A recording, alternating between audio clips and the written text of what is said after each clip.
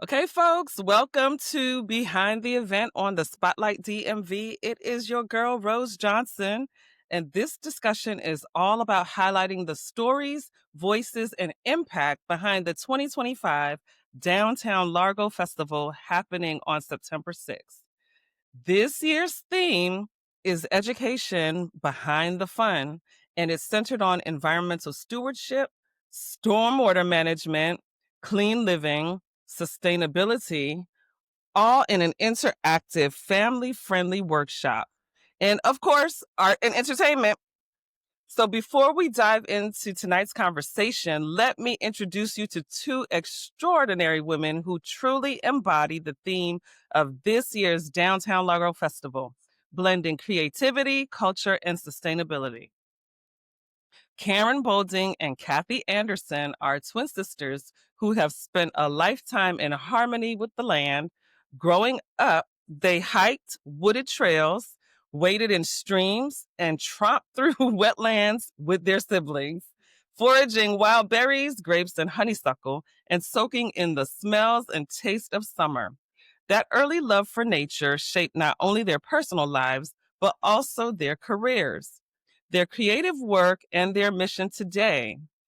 Together, they've authored a series of children's books: Fern and Ginger, Dandelions and Watermelons, Fern, Foraging in the Forest, and Ginger, Sowing and Growing, that use storytelling to introduce young readers, especially children of color, to the joys of nature, gardening, and sustainability. Karen is a Karen is a career environmentalist, freelance writer, and training specialist.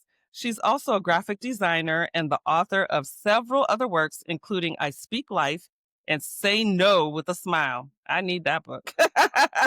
Outside of her professional work, she enjoys crocheting, reading, and raising her teenage daughter. Kathy is a biologist, artist, and natural resource management specialist. She's also a writer and martial artist who enjoys reading, photography, and caring for her home garden. Her published works include Red and Pop, Woody, Snappy, and Terpy Swampy Party, and more. She's the proud mother of a daughter and son. These sisters aren't just authors and scientists, they're gardeners, foragers, community educators, and creators of experiences that help us all reconnect with the earth. And at the Downtown Largo Festival, they'll be leading a workshop that brings their knowledge to life in a way that's hands on, healing, and deeply rooted in legacy. Welcome, ladies. Welcome to the Spotlight DMV. Thank you Thank for you for having having us. us. I'm so excited that you both are here. Welcome, ladies. I'm so happy to have you on the Spotlight DMV. Happy Thursday. Happy Wednesday. And so I want to talk a bit about how we met. We met last year at Black Women in Agriculture Conference that was organized by Kamani Anku of Gardening and Beats. And you guys had your books, and we had powerful conversations about farming and growing your own foods, and more specifically, seeds. And that conversation about seeds really stuck with me. And I know that's a conversation for an entirely different day. But let's start at the beginning. Tell us where you're from and what sparked your connection to gardening, foraging, and interacting with the land. Well, we were born in Washington, D.C., and early on, our parents moved all of us out to Prince George's County, and we were in Suitland first and then in District Heights. And while we were in both locations, we were outdoors all the time.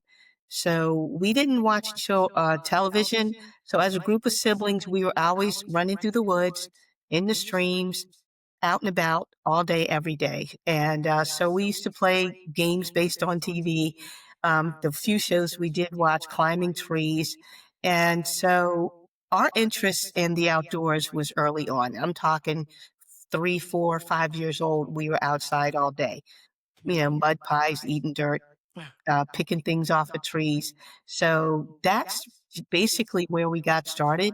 Our parents encouraged us to be outside, and our dad specifically was into science. He made sure we learned about fish and all the animals in the world, and all, just the environment around us. I really love that because I had a similar childhood. I grew up with a huge park right across from my house. And like it was an expansive park in Adelphi that it's still over there now. And, we'd be all back in the woods, all in the stream, catching crayfish and whatnot. And we always used to be like, if our parents knew what we were doing. But we had a great, we'd be gone for hours out there having a great time just making our own fun, right? For sure. And getting home before the street light went out. Very, Exactly, exactly. And yes. so and so Karen, what was your experience like growing up? What is your memory of that? We had some fun times. Our great grandmother had would live with us from time to time, and she was one that got us out, and that's how we learned how to forage. And so she taught us what pokeweed was. She showed us how to cook it, and so we had it quite a bit growing up. And with our father, he made dandelion wine and Hmm. grapevines that grew on the fence outside.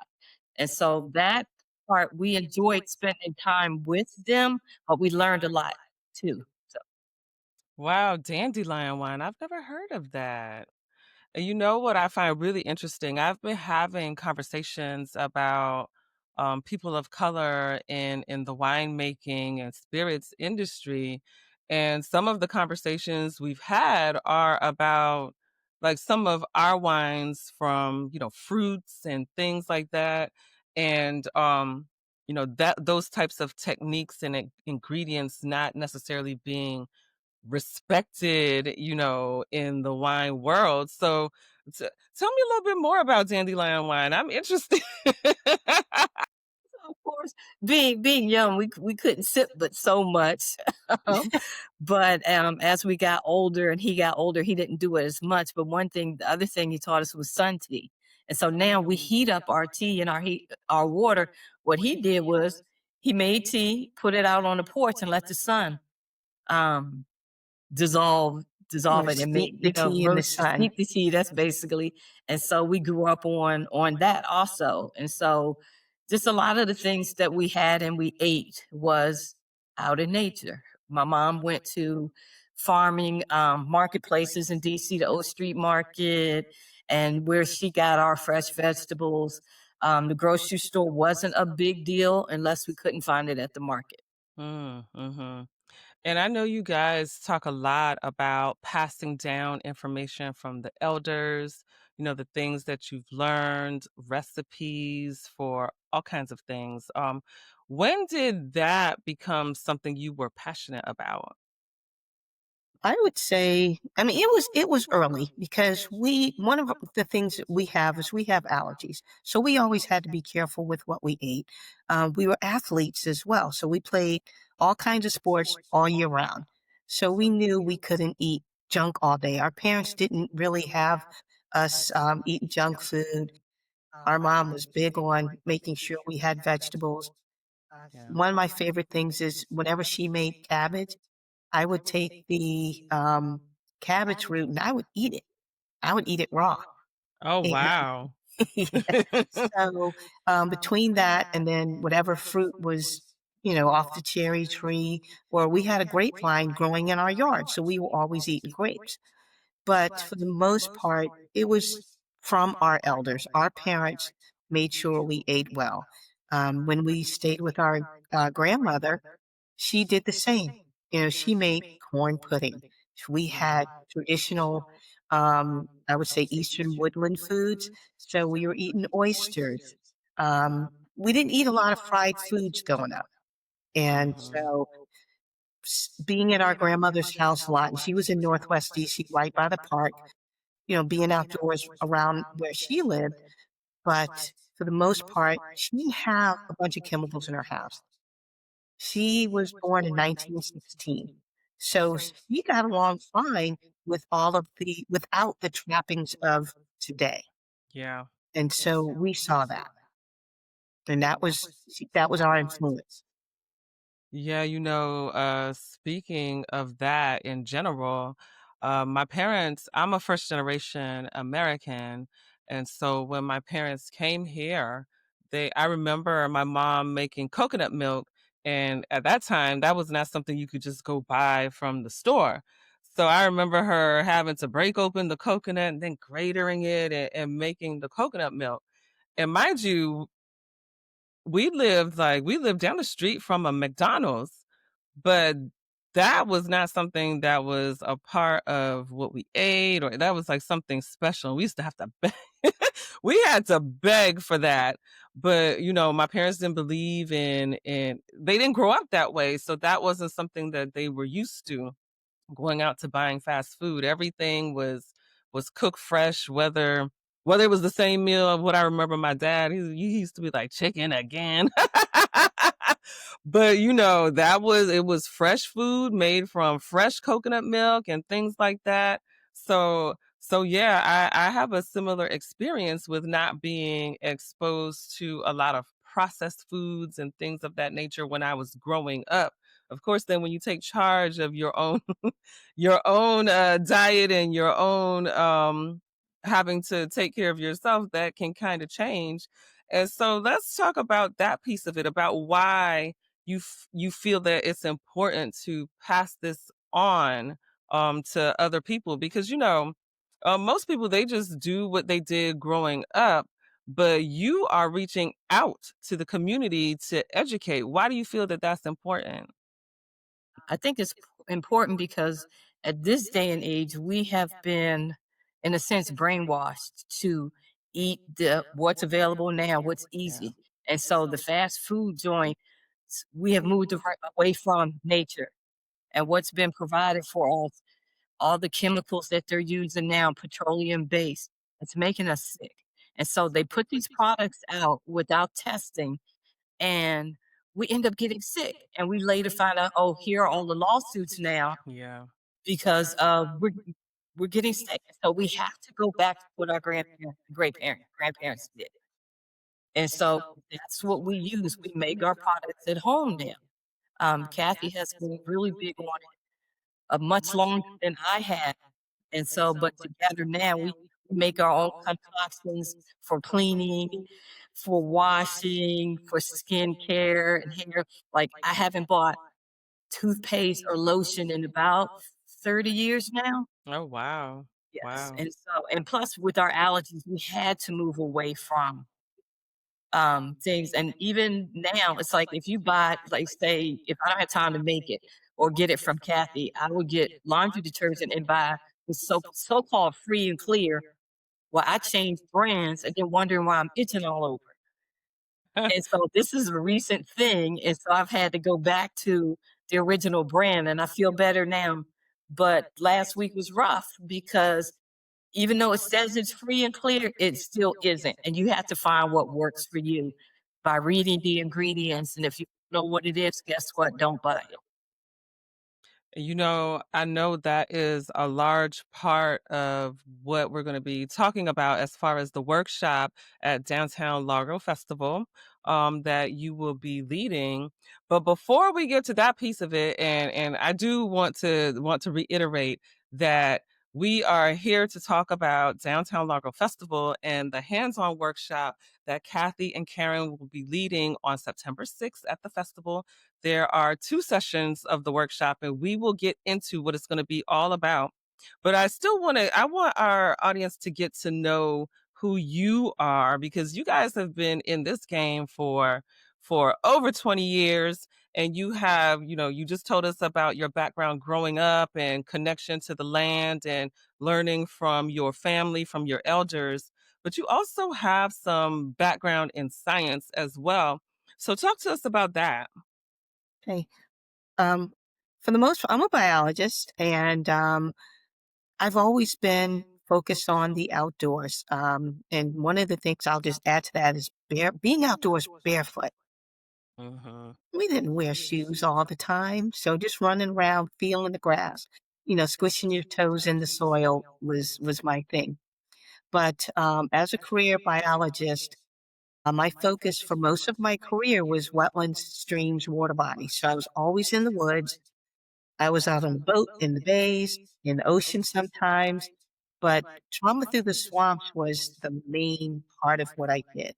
So I got to see the wildlife, the plant life.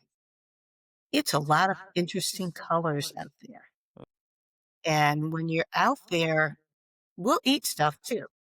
So if we find a plant, we know it's based on, what we've learned through life with edible plants in the forest. We were eating stuff, fiddleheads, um, tasting the foods that we've learned about more recently that the sochan tastes so good.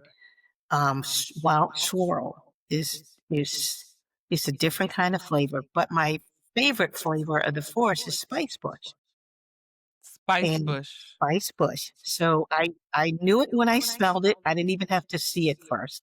Oh, But what wow. I'd like to do is crumble up the leaves, and I'd walk through the woods just like this behind all my coworkers because I was loving the spice bush. But for the most part, just the essence of outdoors and nature and how things taste good. One thing that I've noticed is if you buy, and I'll pick celery. A lot of folks have had celery before. Mhm. The conventional celery is very bland. Organic celery is salty. You can taste the salt. But if you grow that celery yourself, you will get more than the salt. You'll get all the actual flavors of the celery. And I want other people to taste that. And I want folks to enjoy that you can exist without all those chemicals and harmful treatments and produce grown from heirloom seeds.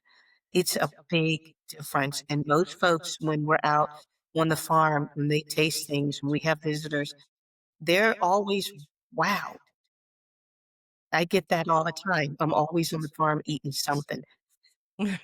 Well, there's something that you said about not needing chemicals when you're growing things in a certain way. And I have found that once I started searching for better ingredients, um, because I can't help but think about the history, right? The history of Black people in the U.S. and like the cuts of meat that we would get and what we had to eat. And so, in order to kind of disguise what was given to us, we had to put all this stuff on it to make it flavorful, to make it edible. And so, as we're talking about passing things down, passing down recipes, passing down what you see, passing down stories, um, that just popped into my mind as you were speaking because now as I'm getting older and my taste buds are kind of changing and sometimes I won't even put seasoning on certain things and my husband's like, "You're not gonna season that?" I'm like, "No, I want to taste it. Like you should taste this. It tastes really good." And that comes from getting quality food, things that how it's being grown, what they're using to grow it, and also what they're not using to grow it as well. Um, so yeah, I love that. I love that. And you brought up the heirloom seeds, and I kind of want to go down that way, but I'm like, that's gonna take us like a whole nother hour. So I'm gonna have you guys come back to talk about the seeds because what you opened my eyes to as far as seed legislation is just something that I cannot forget because I just had no idea that it was so controversial to I mean, I knew that people could get in trouble for where they grew something, but I didn't realize that seeds were under legislation as well. So that's a whole different that's a whole different conversation that we'll get into. So let's get into the workshop and how all of your experience ties into the workshop. I know you mentioned about having allergies and having to learn how to make your own cleaning products and other products that you use on your skin and hair because of that. So talk to us about the workshop and what you are teaching. Okay. The workshop is a create your own body, household, and hygiene goods. So we're going to showcase three products, and you'll find out what they are when you get there. But But we are going to have a discussion around toxic commercial cleaning, cosmetic, and hygiene products, what those chemicals can do to the body.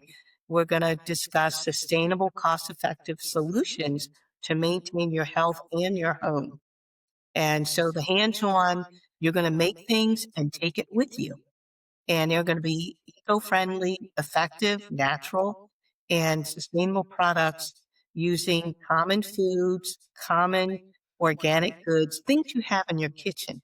So if it's healthy and you can eat it, you can put it on your skin. You can put it in your mouth. That's what we're going to express during the workshop. And after the workshop, I'm sure that those that participated will actually go on their own quest and discover ways to make more products. And so the goal is to pique their interest and get them, start them on their own journey. And I think that once you attend, participate, and see what's happening, you won't go back. Yeah.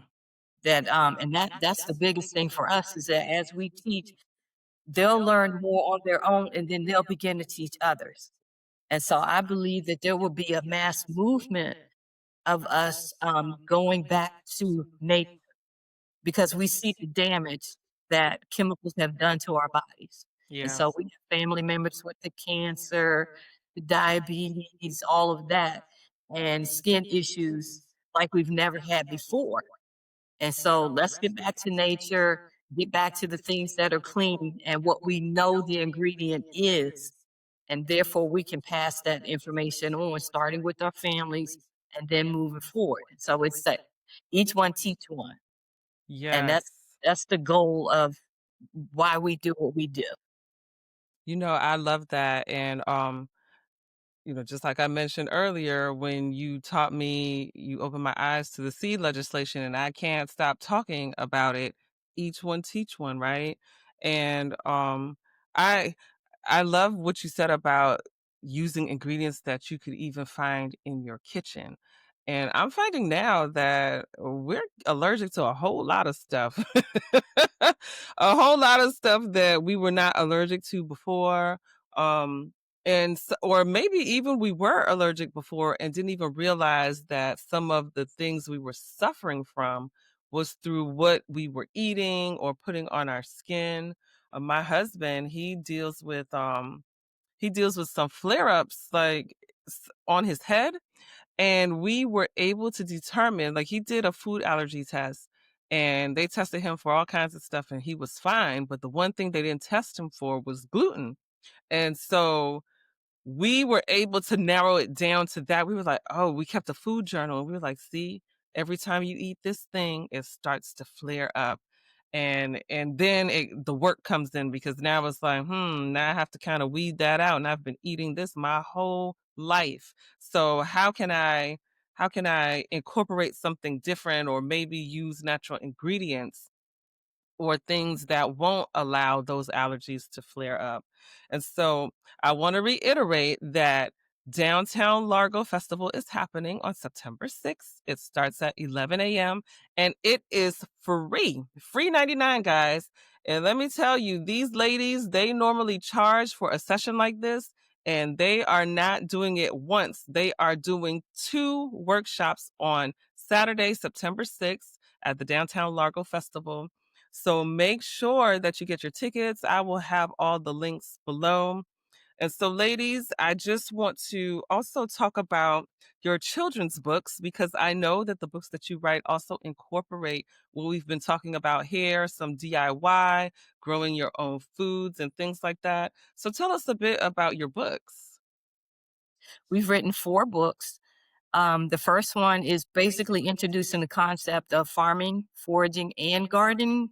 The second book, Fern, that is specifically teaching children how to forage, what to look for, what not to overpick whatever plant that they want, but to leave some to grow more of, or for leave some for other people. But in that book, we talk about a natural bug spray that is used to help keep the mosquitoes away. The ginger book is about teaching about how to start your own farm. And that is, we have in there a recipe for bug spray because a little girl got stung by a bee. And so, how to get soothed with that. And then the last book is the family buys a phone. And so we share that process with children. And the ultimate goal is to get our children back on the land, to get natural, to eat natural. And every book has a session where they're all eating dinner together about the things that they bought on the farm. No, I absolutely love that. And I think it's so important that we teach our kids, especially when we have people that are in office that don't necessarily care about our health. We have to be the ones to care about our health. We cannot expect anybody to do it for us. We have to do it for ourselves. So it's so, so important that we share this information and we start teaching them from young. And let me tell you, I went to a camp, maybe about 2 weeks ago, and it was the last day of camp, and I spoke to one of the young ladies there, and she was telling me all about the herbs that she learns about, and, just went into this whole conversation of her being interested in becoming an herbalist, and she was, what, 11, 12 years old? And I Nice. was just like, wow, this is so amazing. When we expose our kids to things like this, it will never, never leave them. Nobody can take away that education and knowledge from them. So I really love what you ladies are doing. Thank you so much for all your work in this space, in agriculture, in book writing and storytelling, in advocacy, in farming, in education.